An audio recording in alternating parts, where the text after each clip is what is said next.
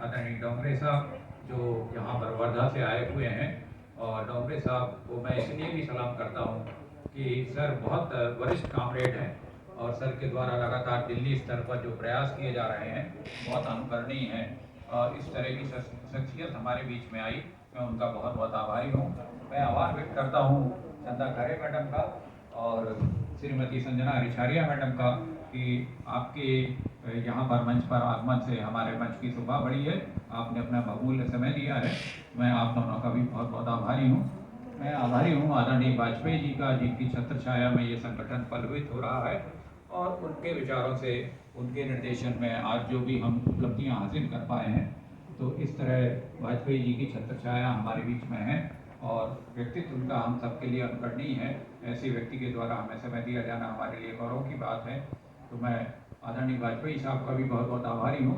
मैं बहुत बहुत आभारी हूँ हमारे संगठन के सर्वोपरि श्री परसाई साहब का, कि परसाई साहब की जो लगन है, परसाई साहब का काम करने का तरीका है, परसाई साहब का जो विजन है, मिशन है, ये सब काबिले तारीफ है। और बहुत विरले कामरेड होते हैं जो इस तरह के कार्यक्रम को, इस तरह से संगठन को चलाते हैं। और उनके निर्देशन में ये जो कार्यक्रम आयोजित हुआ और हम सबको उनका मार्गदर्शन मिला, मैं उसके लिए भी उनका बहुत बहुत आभार व्यक्त करता हूँ। और आप सभी का भी बहुत बहुत आभारी हूँ कि आपने बाहर से आकर, और कुछ लोग इंदौर से आए हुए हैं, कुछ लोग रायसेन से आए हुए हैं, कुछ लोग सीहोर से आए हैं, कुछ राजगढ़ से आए हुए हैं, विदिशा से, पूरे मध्य प्रदेश से लोग आए हुए हैं। और मौसम भी थोड़ा सा विपरीत हो रहा है, तो इस समय आप लोगों का आना और पूरा दिन यहाँ पर अपना समय देना, इसके लिए भी मैं बहुत बहुत आभारी हूँ। और जाते जाते बस एक ही बात कहूँगा जो आपके लिए हमेशा आपके लिए काम आएगी। खुशी से बीते हर दिन, खुशी से बीते हर दिन, रात एक सौगात हो। खुशी से बीते हर दिन, रात एक सौगात हो। जहाँ आप सबके कदम पड़े वहाँ फूलों की बरसात हो। बहुत बहुत धन्यवाद। ऐसी लड़ाई को लड़ने वाली हमारी वीरांगना साकार कर दिया आदरणीय परसाई साहब ने। जो मेहनत करी, हम हो गई पेंशन से रिलेटेड, वो फोन लगाते हैं कमिश्नर साहब को, बोले साहब आपकी सुविधा से टाइम दे देना और 2-3 दिन में दे दोगे तो अच्छा रहेगा। बोलने का तरीका होता तो दूसरे दिन बुला लेते, बोले नहीं परसाई साहब कल ही आ जाओ। तो लगभग 1 साल में 6 बार डोंगरे साहब, आदरणीय डॉक्टर साहब आपके नॉलेज के राष्ट्रीय पदाधिकारी, साल में 6-7 बार कमिश्नर से मिलना ही है परसाई जी, बिल्कुल ऐसी भूमिका बना। उसी का रिजल्ट है कि 5,500 लोगों को भोपाल में पेंशन मिल रही है।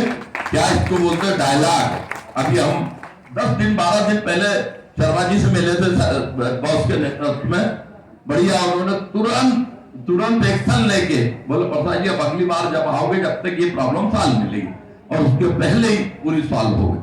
तो मेरा कहने का ये तात्पर्य कि यदि सेना का सेनापति जिसकी सोच सकारात्मक हो और एक्शन फास्ट हो, तो पहली कहा जिस दिन हमारी बीएसएफ की पेंशन लागू होगी, 1 महीना नहीं 2 महीने की दे देंगे हम, 1 नहीं 2 महीने की देंगे पूरी, बिल्कुल लिख के दे देते जब भी होगी। और हमारे कई साथी मेरे से कह रहे थे कि बोले मान लेता हूँ आप बोल सकते हो 1 महीने की टीम, हमारी बहन जी और हमारे पूर्व पार्षद मेरे साथी बड़े भाई से अनुरोध है कि 2 बजे से लेकर 3 बजे तक के बीच का लंच ब्रेक है और लंच आपके लिए यहीं उपलब्ध है। लंच के बाद में हमारा सेकंड सेशन होगा जिसमें हम विशेषज्ञों से बहुत सी जानकारियाँ आपके लिए साझा करेंगे। सभी से अनुरोध है कि लंच लेने के बाद में कृपया अपनी उपस्थिति यहीं बनाए रखें। बहुत बहुत धन्यवाद। ये लड़ाई पूरे 30 साल का जो संघर्ष होता है, जो सरकारी कर्मचारी अधिकारी जो अपने जीवन की पूरी खून पसीना जो लगाता है, उसके बाद यदि वो पेंशन के लिए इतना संघर्ष कर रहा है तो मैं समझता हूँ सरकार को शर्म आना चाहिए। क्योंकि वो कोई किसी, जैसे आप देखिए आजकल चुनावों के पहले राजनीतिक दल, वहां पहले राजनीति के व्यक्ति चले गए इसलिए मैं और दम से बोल सकता हूँ, वो खैरात सी बांटते हैं। महिलाओं के लिए इतने रुपए, 1500 रुपए, 12। अध्यक्ष आदरणीय डी.के. शर्मा जी, लघु वेतन कर्मचारी संघ के प्रांताध्यक्ष आदरणीय महेंद्र शर्मा जी, आज के इस कार्यक्रम के कर्ता धर्ता हमारे बड़े भाई आदरणीय चंद्रशेखर परसाई जी, मंच पर आसीन सभी सम्मानीगण, आदरणीय कैलाशिया जी, कोठारी जी, राम कुंडल जी और विभिन्न जिलों से आए हुए सभी सम्मानीगण। साथियों, जैसा कि हमारे साथियों ने बताया, आज हम जिस कार्यक्रम में यहाँ बैठे हैं, वास्तव में हमारे आदरणीय बड़े भाई परसाई जी एक ऊर्जावान व्यक्ति हैं और ये जिस संगठन में, जिस संस्था में और जिसके साथ इन्होंने जब जब भी काम किया है, जहाँ काम किया है, इनका काम करने के एक तौर तरीका से हम लोग भी वर्षों से कर्मचारी संगठन में काम कर रहे हैं।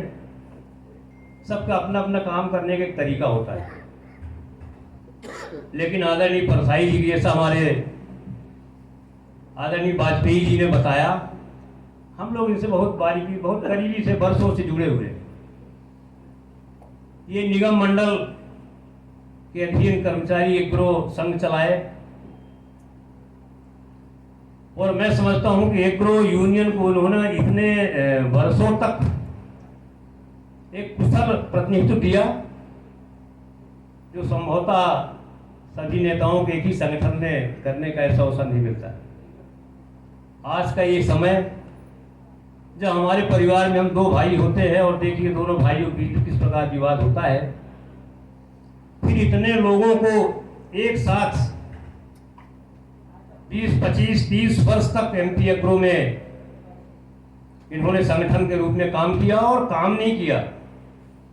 इन्होंने एमपी एग्रो के कर्मचारियों को, अधिकारियों को की एक अपनी एक पहचान बनाई और जब भी उनकी मांगों की बात आई, मैं कई बार आप जब आंदोलन करते थे, हम आते थे, इतनी बारीकी से हर कर्मचारी की समस्याओं के लिए अधिकारियों से लड़ना, मंत्रियों के यहाँ जाना, यदि कहीं कमजोर पड़ रहे हैं तो बाकी संगठनों को एकत्रित करना, और इनका वास्तव में तालमेल कारपोरेशन से है। लेकिन मैं समझता हूं कि जो मध्य प्रदेश राज्य के अधीन और बहुत सारे संगठन हैं, लेकिन कारपोरेशन में और स्टेट गवर्नमेंट में जो संगठन हैं, उन सारे संगठनों में एक अच्छा तालमेल, सबसे अच्छे संबंध है और काम करने का आपत्तिजूर। कई ऐसा अवसर आया हमको आपके साथ में।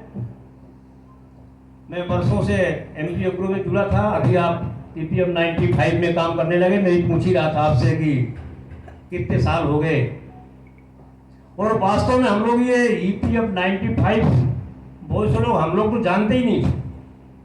ठीक है, जिनको पेंशन कम मिलती थी, जिनको पीड़ा थी वो जानते थे, लेकिन आम व्यक्ति नहीं जानता था। कई कर्मचारी नेता लोग थे, हम लोग ये समझते नहीं थे, कुछ समझ में नहीं आता था क्या है।